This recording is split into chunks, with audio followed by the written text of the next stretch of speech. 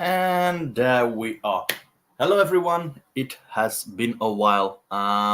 So welcome to a new episode of Blockchain Talks. It has been a while that I've done a little live stream here. Life got in the way when you have a little baby boy. Also, the markets were quite boring despite the recent upticks for Bitcoin and the entire crypto market. Naturally, now, like I promised in January, my content will be mainly about Bitcoin itself. So everything concerning the fundamental aspects of it, the ongoing discussions, the fundamental. So especially Bitcoin mining, which is now something I'm really getting deep into, in the sense that, well, I'm a miner myself. I help build stuff. I promote the Osmo community, etc., etc. Now, today's topic that I want to discuss has to do with privacy coins. Now, privacy coins, especially in the last couple of weeks, seem to have gaining some momentum in that sense, that they are viciously attacking Bitcoin. Now, you might say all cryptocurrency currently will try to one up Bitcoin. However, we will always find major flaws that indicate that perhaps they aren't really better, that they are lacking on other levels. And now the same aspect occurs on privacy coins. Now, people will think, why, Dimitri, are you taking a dig at privacy coins? And well, the thing is, as an educator on everything blockchain and cryptocurrency, we need to understand exactly why certain things are the way they are. And I'm going to be honest, I am more or less a fan of privacy coins, but they come with a certain cost. A cost not everyone is very eager or understands in order to accept. And that's one of the main reasons I want to delve deeper. I've had some interesting discussions with a variety of people on social media, a variety of developers, a variety of simple community members in, well, mostly Monero, I'm going to say, Hitherto, Zcash, Dash, etc., that give their 2 cents, but the general lines are there. And you can feel they are not very accepting or understanding what exactly the problems are with privacy coins. So yeah, I'm going to start sharing my screen here. Let's just start ahead. There we go. I made a little entry on my website. This is the latest entry. It has been posted on social media before, but now I'm going really delve deeper into it. For the guys who want to read it, you can see it on screen. It's available on my own website, graciousinterests.com. And the title is Why Privacy Coins Like Monero Are Not Better Than Bitcoin. So, like I said, yada yada yada. Little mention here about Bitcoin Cash and BSV. By reason, they also are one of the main detractors of Bitcoin, meaning they try to take its highlight. They want to pose themselves as being the real Bitcoin, but this time their arguments are not based on privacy, but has more to do with block size. Reason Bitcoin Cash and Bitcoin, BSV or Bitcoin Satoshi Vision, claim that they uphold the real Bitcoin ideals and that bigger block sizes are needed. And really, the main argument here, I'm going to do another live stream later on, perhaps next month. I'm going to start regularly doing these live streams again. So perhaps next month, perhaps next week. I will have to see with my own agenda what suits best. Anyway, about bigger blocks, I'm going to highlight here the main counter argument. In another live stream, I will go deeper into it. But main rejection on Bitcoin Cash and Bitcoin Satoshi version, or BSV. Why? Bigger blocks translate into a more heavy chain for storage, more node synchronization time needed, quicker hardware replacement, which correlates to more expensive mining and node running on the long term. Or if you want a little parable here, nonsense of big block argument can be compared to everyone switching their small city car to a big truck with multiple passenger seats to fix congestion on the road. You know, it's bullshit if everyone does it, and instead of mitigating or, well, doing better with traffic, they're urging everyone, yeah, just put in a bigger block so that you can carry more, but that doesn't mean everyone will be carrying more data. That's a little bit the counter argument against big blocks. Big blocks say we need more data space, so fees remain low. The issue is not necessarily that you need more personal space to take in more data. All has to do with how space is being managed. It's not the size of the space, it's how it is being used. That's the main counter argument I have against big blockers. But like I said, that's topic for another live stream where I will be delving much deeper into it, and that's for much later. With that said, it would seem that privacy coins can start to be truly the better option in regards to privacy. It must be said, if you truly want anonymous transactions that are untraceable, Monero is your fix, but it does mean that it is the superior currency. As a matter of fact, a heightened privacy creates a certain imbalance in regards to security. Sounds very weird, but we delve deeper into it. When we talk Bitcoin and currency, a subtle equilibrium of privacy and transparency is needed. Privacy and associated being unsensible to safeguard your own wealth. Transparency in order to create trust. Trust with the network and each individual participant. Now, in order to understand the flow of privacy coins like Monero, Zcash, Monero, and others, has to do with trust in each individual participant. Now, you guys need to understand, at this point, we are no longer talking about how Bitcoin or how the cryptocurrency works. You need to understand one of the major sayings in Bitcoin has to do with do not trust, verify. Meaning the blockchain functions as programmed, but for a certain amount of trust to be established, it demands you to verify. And that's also how Bitcoin works. You can verify the entire blockchain. You can verify Bitcoin addresses to see how they are all related. It brings forth a certain amount of transparency. Transparency which makes you verify if an address and associated people behind it is trustful. You do not need to blindly trust, and that's one of the major flaws when it concerns Monero, Zcash, and Monero. By reason they are privacy coins, they will do everything in their power to guarantee your privacy, meaning transactions are being saved onto the blockchain, but it becomes nearly impossible to trace from whom to who. Meaning, if you are going to use Monero, Zcash, Monero, Dash, or whatever other privacy coin, the blockchain sees the transaction is being saved, but you have no real means to verify if the cryptocurrency you are sending isn't going to go towards a pedophile, scammer, someone who is trying to rob you of your cryptocurrency through false promises. You can't verify it. You have blind trust. And trust, as you know, is something which needs to be avoided. You need to verify, you need to be sure. That's the premise on which Bitcoin works and which its open ledger and traceability of the blockchain allows. If Monero, Zcash, Monero, and many others, it's not really going to be the case because they've done their best to make it as anonymous as possible. Meaning, okay, it is entire anonymous. You cannot see who the other guy is. You assume who it is.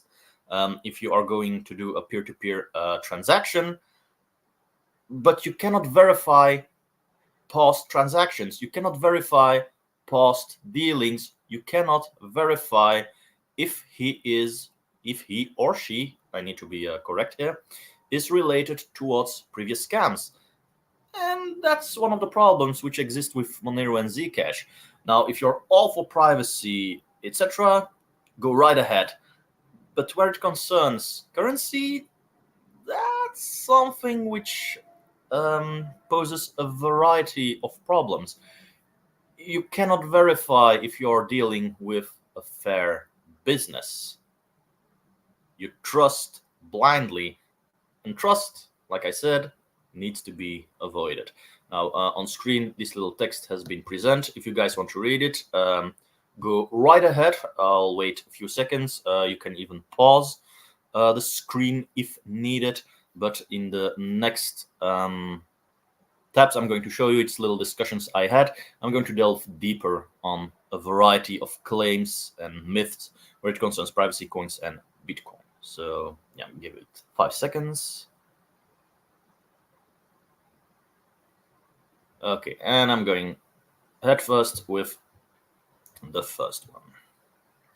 So there is a little discussion I had after making a little remark to Nikita Zakhvoronkov, or whatever you how you pronounce it, and it all had to do with the non-fungibility of Bitcoin. And it is an argument many privacy coiners will try to shove down your throat by saying, yeah, because it can be traced, because your Bitcoin can be traced, it isn't fungible anymore, meaning you cannot really spend it anymore. My counterclaim is that it is indeed fungible. One Bitcoin remains one Bitcoin. If you remain in a pure peer-to-peer setting, even if you have transacted with post addresses which have been flagged as untrustworthy, but you received the Bitcoin, well, that Bitcoin itself still has the value of one Bitcoin. You can still use it. Furthermore, the Satoshis and Bitcoin not really exist. It is based on a system of unspent transaction outputs, meaning that only wallets can be declared dirty. That's another important point. Many of the privacy coins proponents do not seem to grasp. Bitcoin and Satoshi, they do not really exist. They are, how to say, a naming of a certain amount of outputs, I'm going to say, of digital outputs. I'm trying to translate a highly technical subject here into very simple terms. So, like I said, a Bitcoin and Satoshi are just names for a certain digital output. What output? Well, Satoshi being the smallest increment of Bitcoin, that's the smallest output you can have in your Bitcoin wallet. That's the smallest UTXO, or unspent transaction output. The standard is Bitcoin, which is 100 million Satoshis. That's a naming which says, look, one Bitcoin equals 100 million of the smallest increments of the unspent transaction outputs you can have. So one Bitcoin and one Satoshi, they do not really exist. It's really a naming, a scaling even of certain outputs. That's the big of it. So I also said, look, one Bitcoin is one Bitcoin. Case in point, Germany just finished selling their 50K stack of dirty Bitcoin. Why did I mention it? Well, earlier this month, in July, Germany started selling 50,000 Bitcoin that they had taken from, well, seized Bitcoin, I'm going to say, from, I believe it was a video streaming service. And they said, look, this is dirty Bitcoin. It's blocked. So it's being flagged. And many of the privacy coiners are like, yeah, okay, it means it's non-fungible. It is still fungible. The addresses have been flagged, and the government just sized it and put it in their own wallet. And then, naturally, what happened, they said, look, we are going to sell it. We are going to clean the dirty Bitcoin. Basically, selling it on central exchanges and, well, boosting available liquidity on the market. Does this mean that the Bitcoin that was seized was non-fungible? No, because they sold it on the get-go. Germany sold that dirty Bitcoin for the same market value you and I buy on an exchange before they even did it, meaning that Bitcoin is fungible. And like I said, an address can be flagged as untrustworthy. So this is already one major argument that Privacycoins and other fudders will more and more start using, is that Bitcoin isn't fungible, while in reality it is. They are trying to redefine certain words, but they do not really understand what is going on. And you will see that they will frequently point back towards governments and say, yeah, but it has been flagged, so it's non-fungible. I mean, Bitcoin is Bitcoin. It works. It's not because some people will flag certain wallets that suddenly those wallets, well, cannot spend or use the Bitcoin contained therein. I mean, if they still have access, that Bitcoin can still freely move. It's fungible. That's the base to it. And here they said it's not fungible, even because like Adam Back have admitted it. Have admitted this. That's a heavily edited piece. Like I said here, as a counter, context is important. Bitcoin is a currency. Fungibility means ability of a good or asset to be interchanged with other individual goods or assets of the same type. The basic definition of fungibility. And it's like I said, when I continue, the argument you are putting up is that because we can trace data on unspent transaction outputs and their smallest increments of which they consist, they are not fungible. Like I said, that's not true.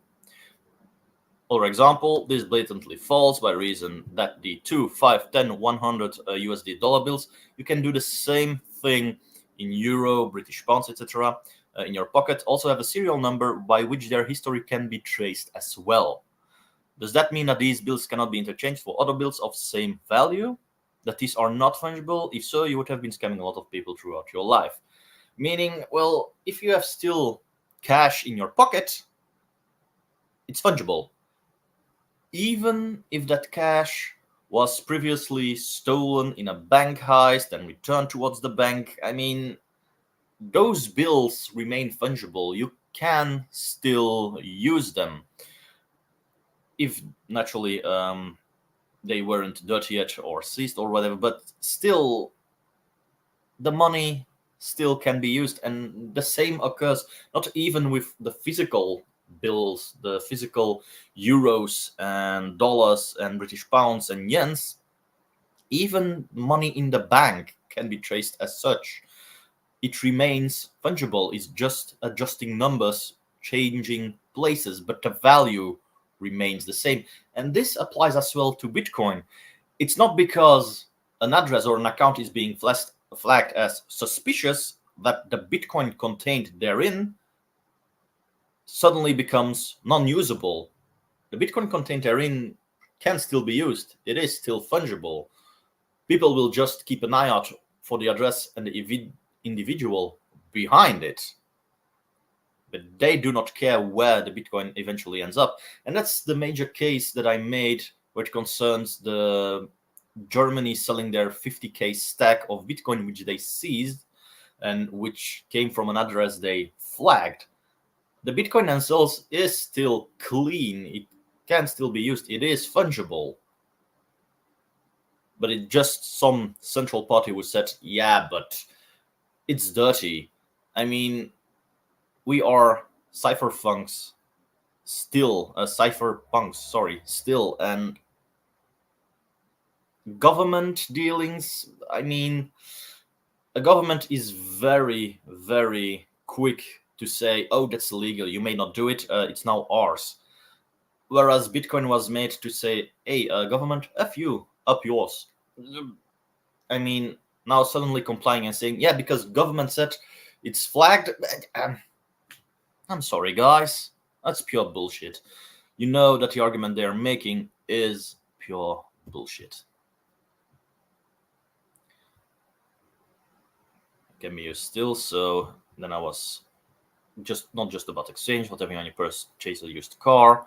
So here he gives a little deeper involvement about, yeah, but what if those funds are being moved, etc.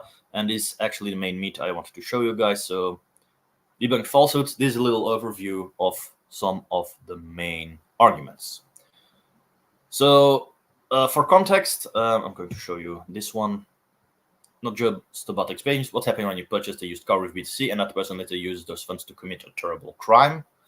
Keep using Bitcoin if you like. So you guys can read. I'm going to leave it a few seconds. You can pause it, quickly read through it, and I'll go straight ahead with the counters.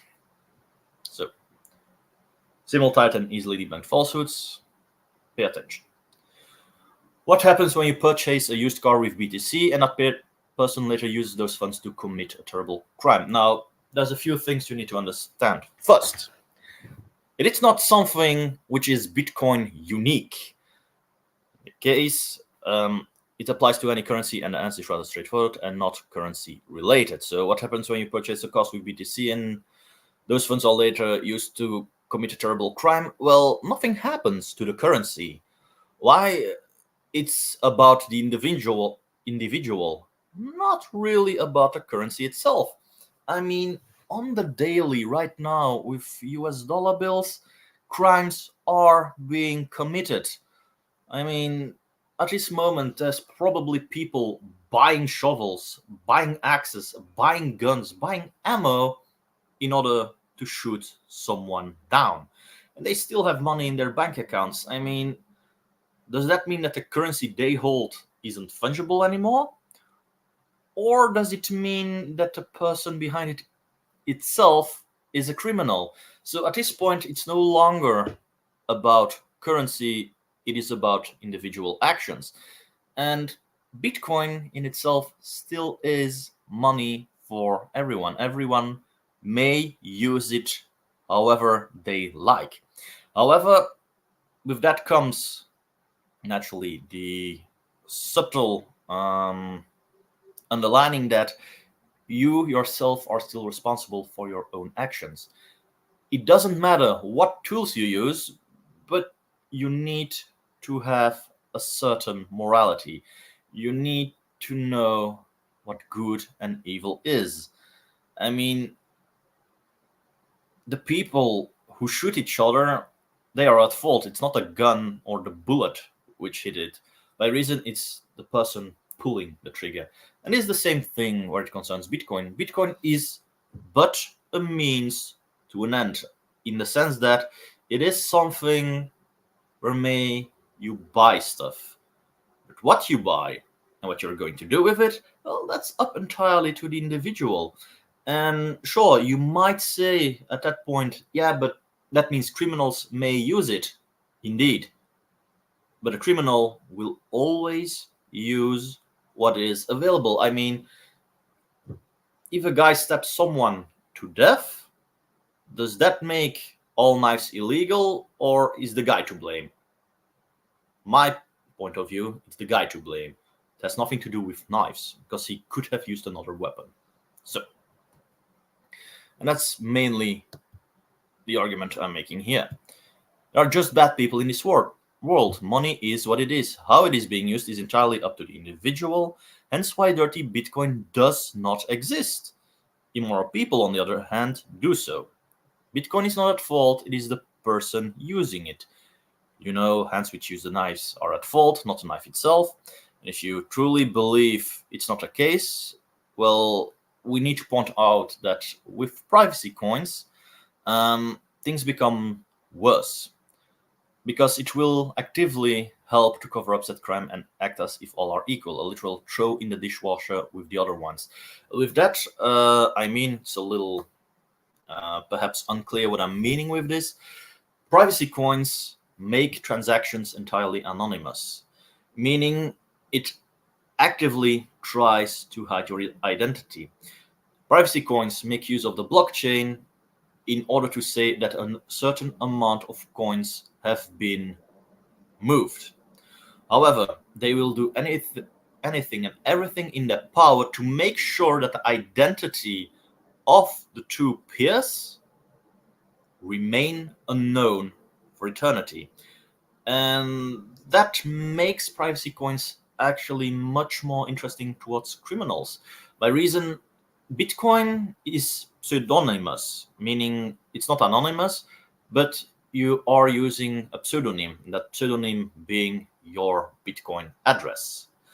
And there exists something like a blockchain explorer whereby you can see all the ins and outs of all existing Bitcoin wallet addresses, um, and can actually start tracing funds. Privacy coiners see this as a major flaw. And more people are actually mentioning that this is something which makes surveillance possible and makes Bitcoin a very bad mode of currency because anonymity lacks, etc., etc. That's all bullshit. Like I said in previous arguments when I was talking here about this entry, you need a certain amount of transparency. And Bitcoin sought for an equilibrium, meaning that, okay, it is an entire open ledger. Literally anyone and everyone can verify all which occurs on the blockchain, even specific to certain addresses.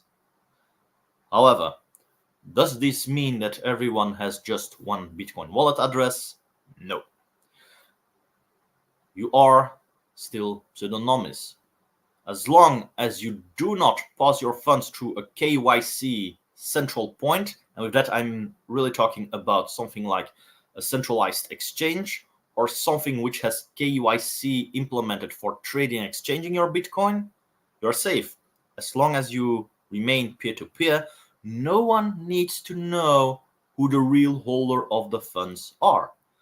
People can help trace how funds are moving and perhaps even see which addresses interacted with perhaps flagged addresses of which are known to belong to scammers or have suspicious movements, but it doesn't necessarily mean you know who is behind it. Meaning, Bitcoin itself already has privacy nailed down if you stick to the fundamentals. Privacy coins make it worse and say, look, we know it's an open ledger, but we only want you guys to see that transactions occur. That's it. No further information, no possibility to see how funds are moving between which pseudonyms, nor lets you, gives you the ability to verify the addresses and their ins and outs. They only want you to see how transactions are happening.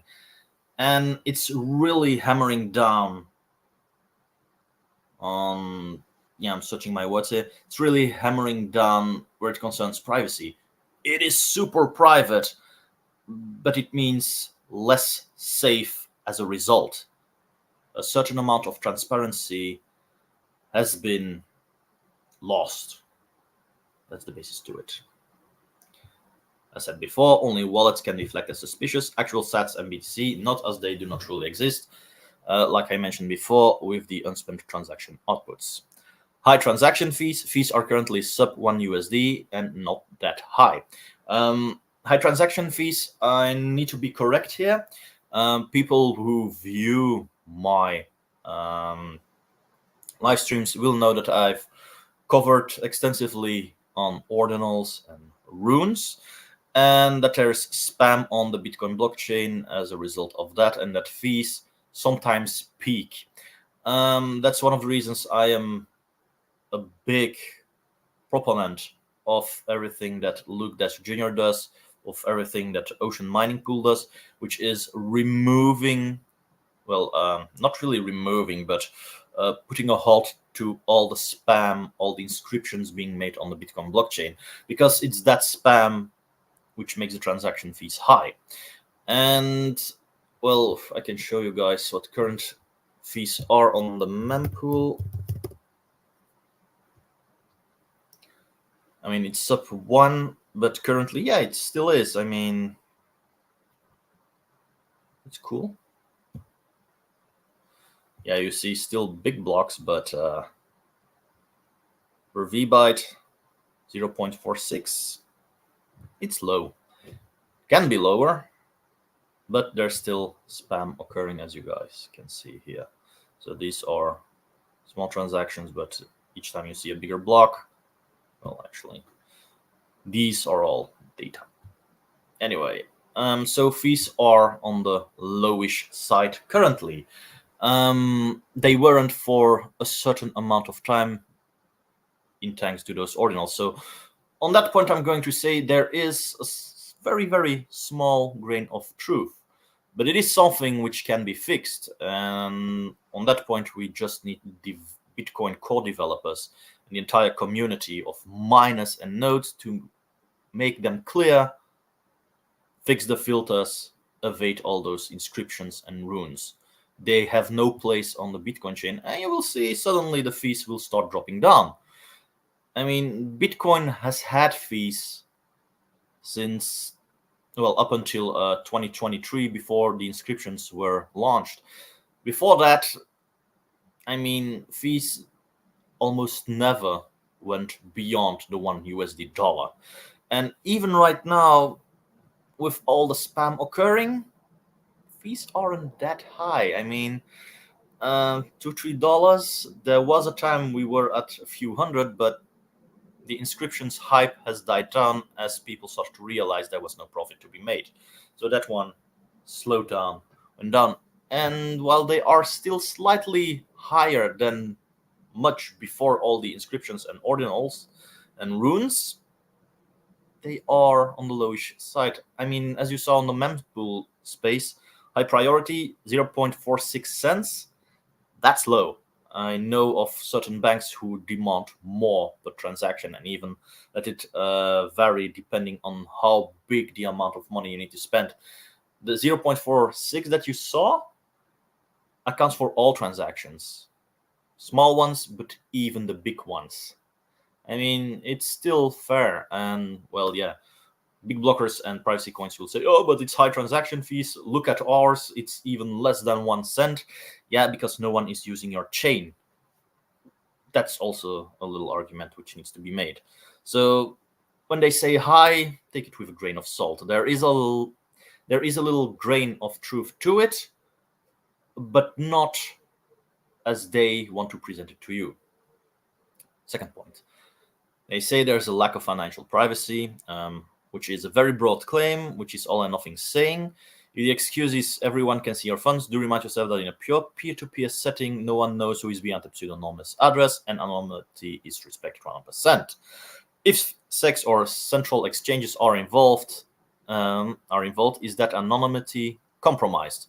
Just like with any privacy coin or crypto, with that I mean there's still a lot of people who hold their Bitcoin on a centralized exchange. Centralized exchange do have KYC, or know your customer, meaning they have your idea. And if you are dealing with privacy coins on a centralized exchange, you do not really have their touted privacy. By reason, the exchange still sees you doing the transactions. By reason, for that, you need to know how a centralized exchange works, and a centralized exchange, or mostly any exchange, works with an IOU, meaning you are not dealing with the real stuff up until the point you start self-custoding. That's it. So if you have privacy coins, Monero, Zcash, Wonero, Dash, whatever, on a centralized exchange, and you transact it towards another address, the exchange will know you have Monero, etc., even how much you have. By reason, you are not doing manipulations main chain. You are doing it on their own ledger with the IOUs. So it's a nonsensical argument. And if we move towards a pure peer-to-peer setting, well, no one knows who you are on the Bitcoin chain, and neither does anyone know when it concerns privacy coins. So at that point, they are both equal.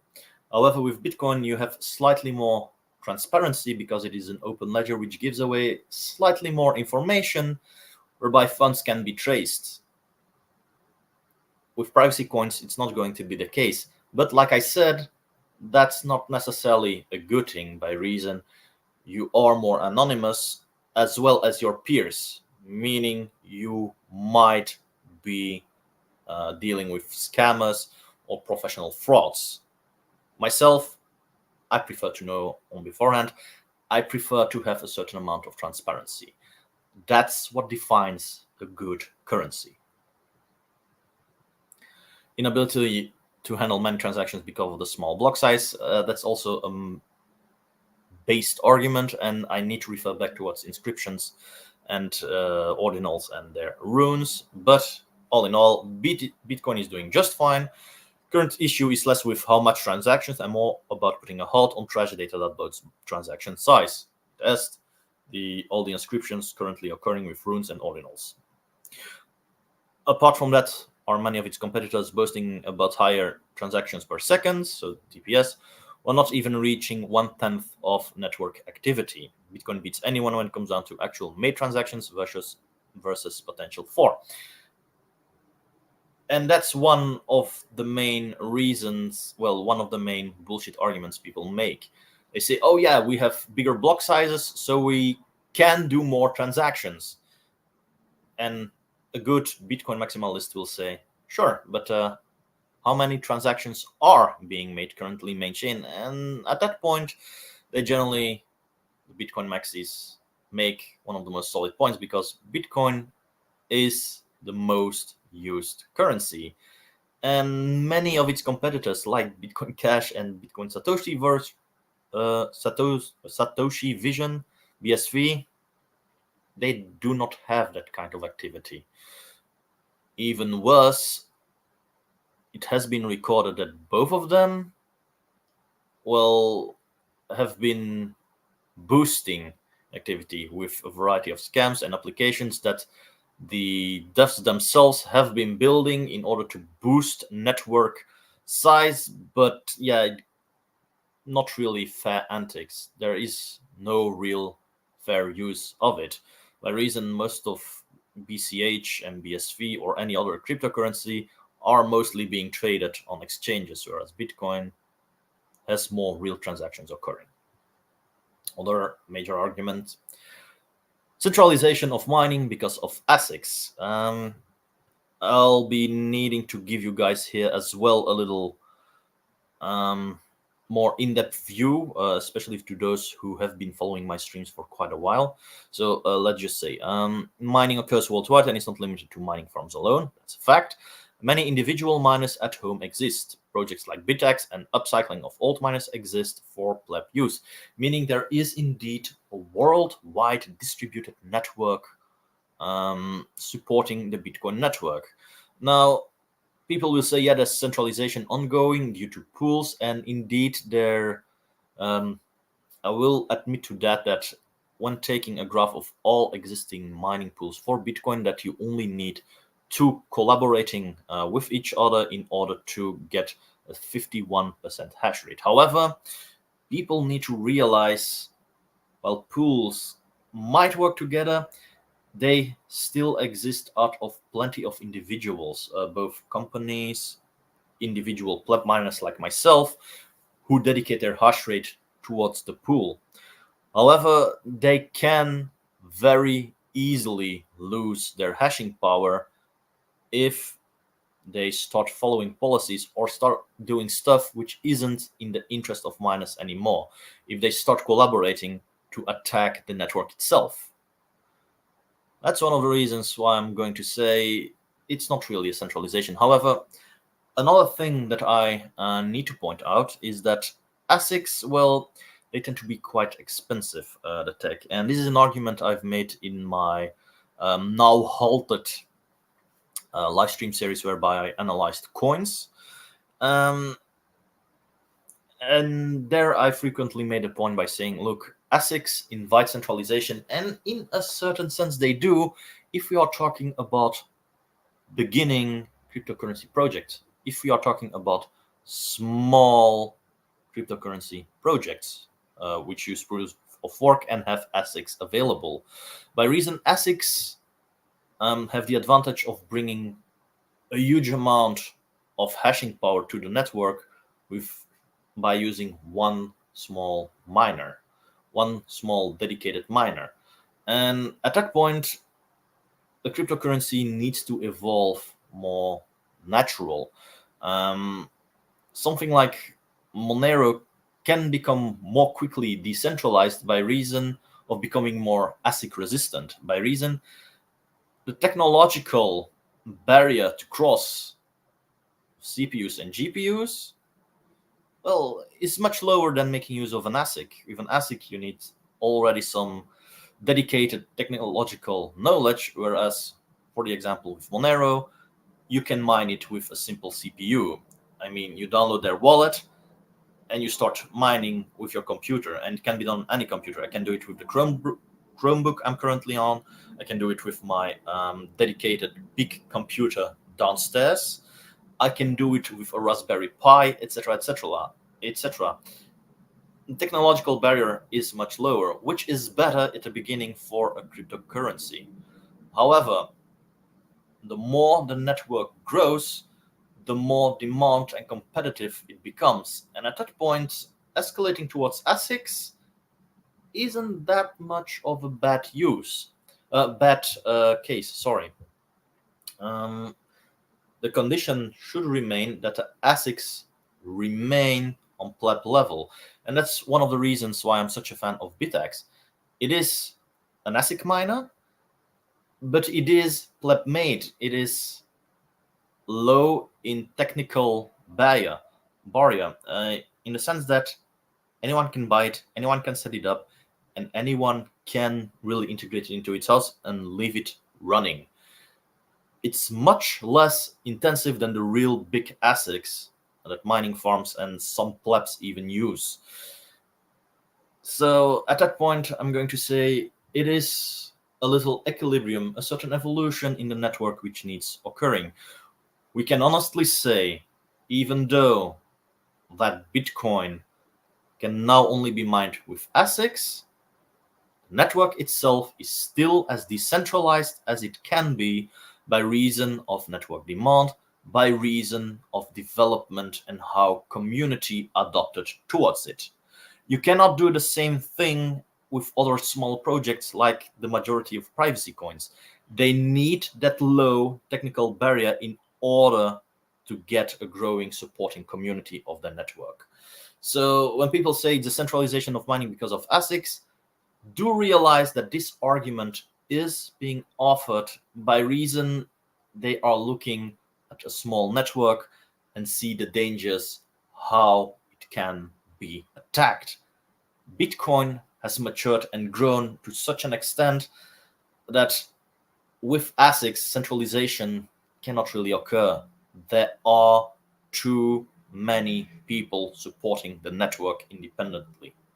Period. Last main argument being made. Poor long-term security due to the falling block reward, which will result in the miners going elsewhere. And my response to that is this pure myth based on the idea that miners have to sell in order to keep their miners running, which isn't the case. Plenty of farms and individuals use Bitcoin mining as secondary income stream. I made an entry on my main website about dual purpose mining. In my Bitcoin mining guide I'm trying to publish, it's also being mentioned how to do so. So like I said, secondary income stream, dual purpose mining. Many pleb miners use their 9 to 5 to cover electricity costs. Many mining farms use waste energy to cover their costs or use grants and other means for their main business to cover for it. Meaning, the main reason these arguments exist is because people have been funding and saying, yeah, the mining farms need to sell in order to remain running, which isn't the case. Most of the times with mining farms, and plenty that I've known of, mining is secondary business.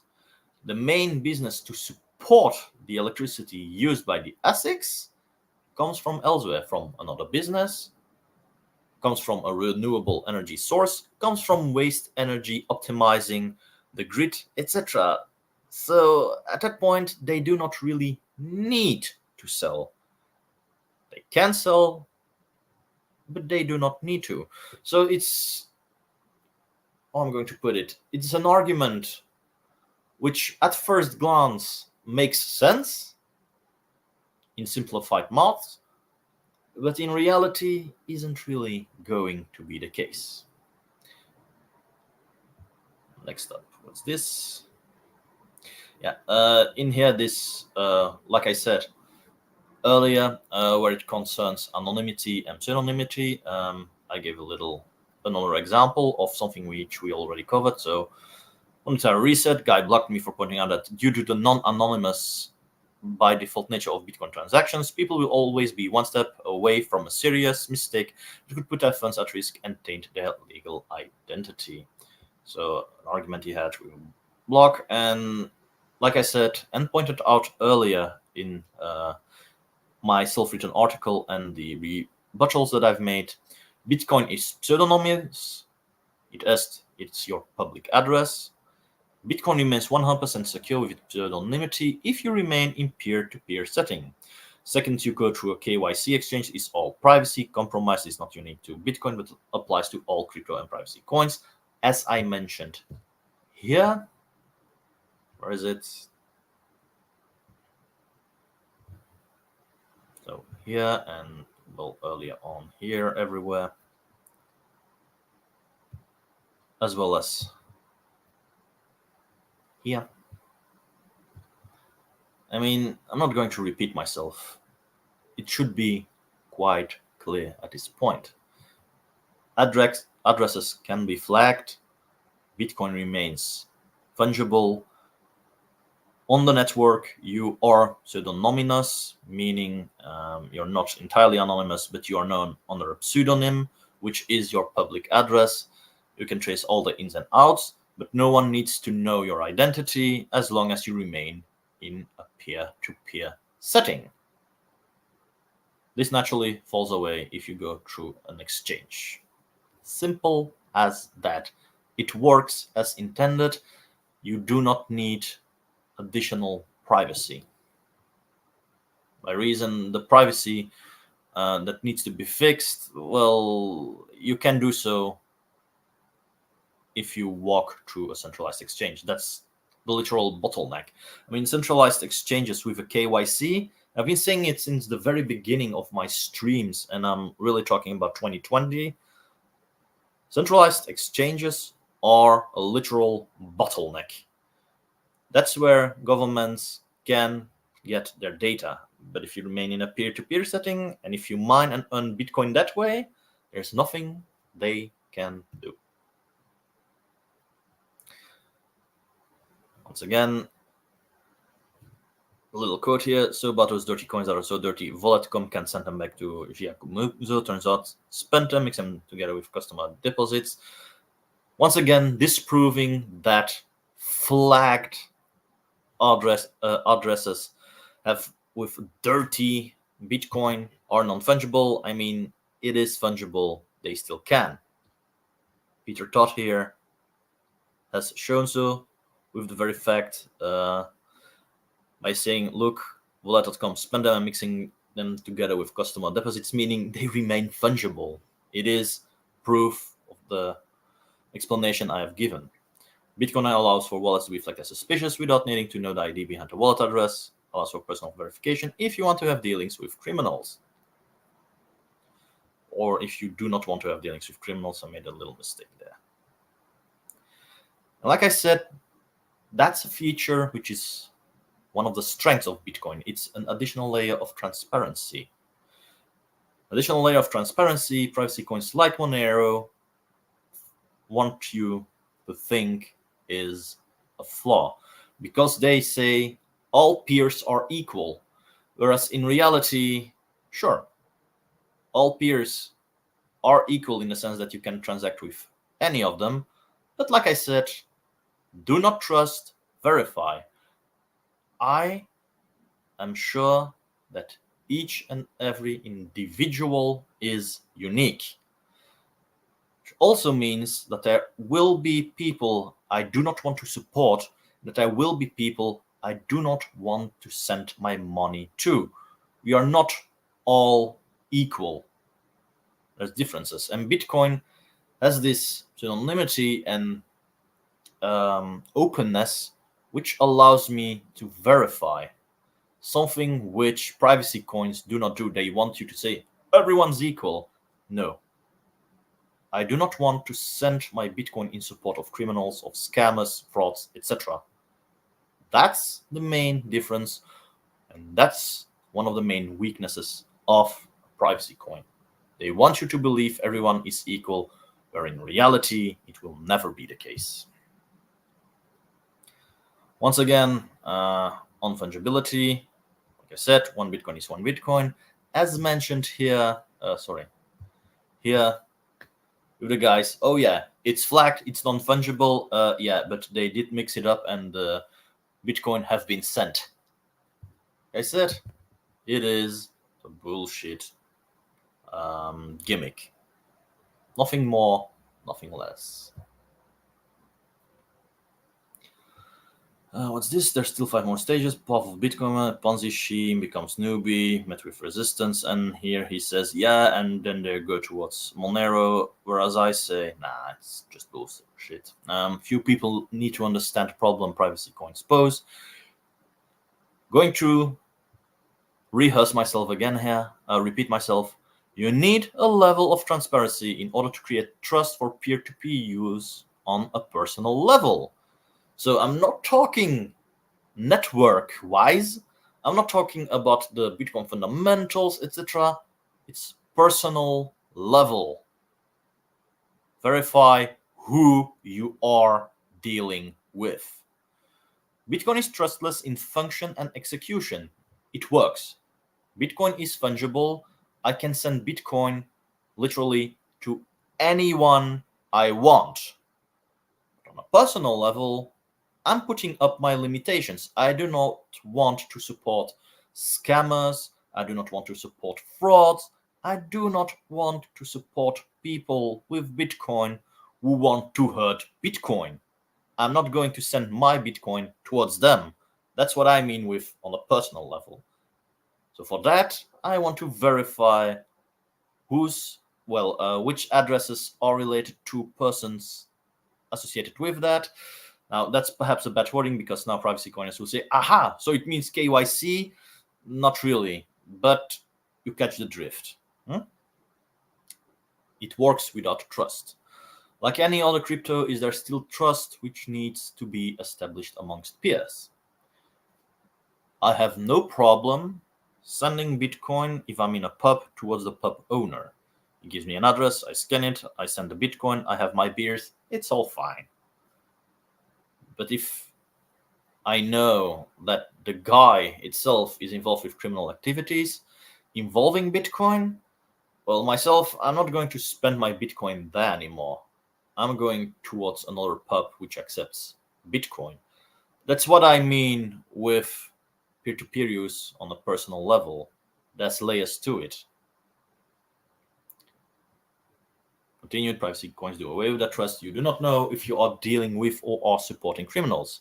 Puts everyone on equal footing, meaning anyone on a network will and can make you accomplice in immoral or illegal activities. By reason, you can no longer verify on-chain who you are dealing with. You can still do it on a personal level, but at that point, well, the privacy of privacy coins already is compromised as well.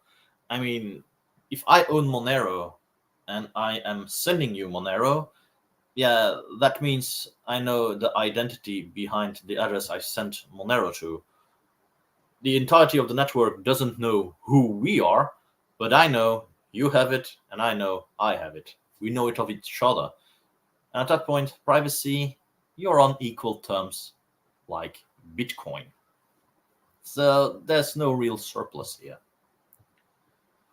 The anonymity of Bitcoin protects your real idea, but allows still to recognize and avoid such situations. That's why Bitcoin is a better money when compared to Monero and other privacy coins. By reason, with Bitcoin, I can verify addresses. I mean, I may know someone on a personal level and see, okay, yeah, I went to the pub, etc. But if I type in his public address, and I'm suddenly seeing he's had interactions with flagged addresses, which are from renowned scammers, and he's frequently transacting Bitcoin in support of them. I can flag the guy and say, yeah, I'm not going to do any more dealings with that guy by reason I know he's in support of scammers, fraudsters, and other criminal activities. That's what that additional layer of transparency is what makes Bitcoin superior towards Monero. With Monero, I know, oh yeah, I do dealings with the guy, but I do not know and I cannot verify if the money he's earned from me goes towards criminal activities. They say, yeah, no, all peers here are equally innocent, which isn't necessarily the case. And that's one of the main points I want to make where it concerns Bitcoin being superior in regards to privacy coins. You have an additional layer where you can start verifying, an additional layer where trust is removed and whereby you can verify to see if trust is needed, yes or no. Verify. That's what makes Bitcoin superior towards the majority of privacy coins. And with that, if no questions remain, I'm going to end this live stream. I want to thank you all for having viewed this little live stream and listened to my rantings. With that, I'm going to say, well, next live stream, I'm going to try to cover the topic of big blocks and in relation to Bitcoin, and if it's a sane move, yes or no. So I'm going to delve deeper on said topic. With that, I'm going to end the live stream. Thank you all for watching, and until next time, bye.